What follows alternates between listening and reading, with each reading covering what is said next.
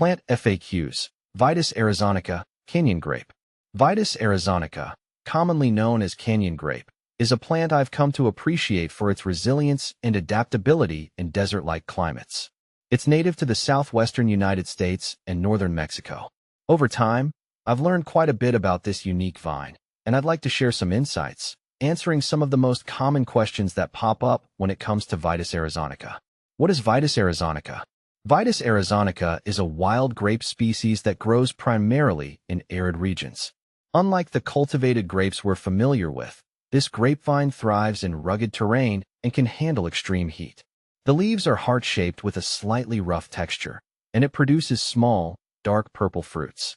While the grapes are smaller and less sweet than commercial varieties, they're still edible and can be used in jams or left for wildlife. How to care for Vitis arizonica? Caring for Vitis arizonica is relatively easy if you give it the right conditions. It prefers well-draining soil and a sunny location, though it can tolerate partial shade. Watering should be moderate. Too much water can cause root rot, while too little will stunt its growth.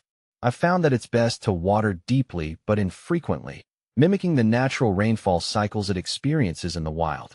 Pruning is another key aspect of care. It's a vigorous grower and can become unruly if left unchecked. I usually prune it back in the winter when the plant is dormant. This helps encourage healthier growth in the spring. How to propagate Vitis arizonica? Propagating Vitis arizonica can be done through seeds or cuttings.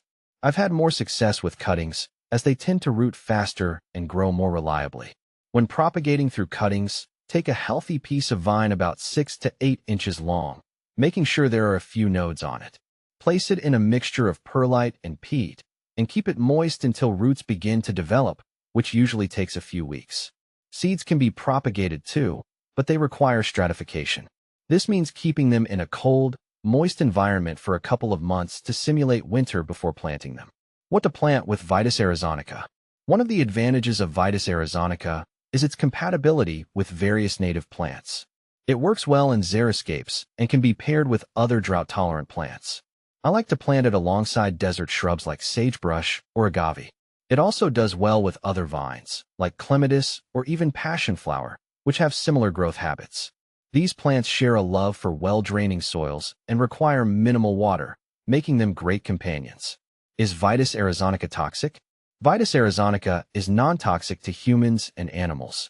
The small grapes are edible and, while not as sweet as their cultivated cousins, they're perfectly safe to eat. However, they are quite sour, so they're best used in preserves or left for the birds.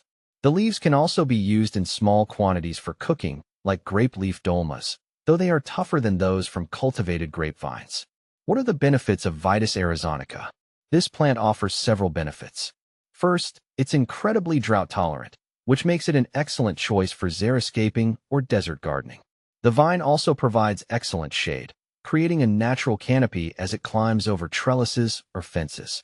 I've noticed that it attracts pollinators like bees and butterflies during its flowering period, making it a valuable addition to any garden looking to support local wildlife. The grapes themselves, while small and tart, are rich in antioxidants. Historically, Native American communities used the grapes for medicinal purposes. You can also use the plant to create a natural privacy screen. What are common problems with Vitis arizonica? Like most plants, Vitis arizonica isn't without its challenges. Pests such as aphids and spider mites can be an issue, especially in hot, dry conditions. I usually control these with insecticidal soap or a strong spray of water. Fungal diseases can also affect the plant, particularly if it's overwatered or planted in poorly draining soil. Powdery mildew and black rot are two common issues I've seen. Ensuring good air circulation and avoiding excess moisture around the roots can help prevent these diseases. How does Vitis arizonica compare with other grapevines? Vitis arizonica is often confused with its cultivated relatives, like Vitis vinifera, which produces most of the world's wine grapes. One key difference is that Vitis arizonica is more resilient to heat and drought. However, its grapes are smaller and less sweet.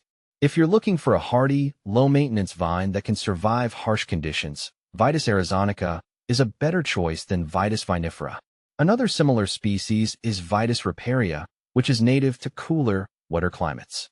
Vitis riparia produces more abundant fruit and is often used as a rootstock for grafting, but it won't thrive in arid environments like Vitis arizonica. Is Vitis arizonica invasive?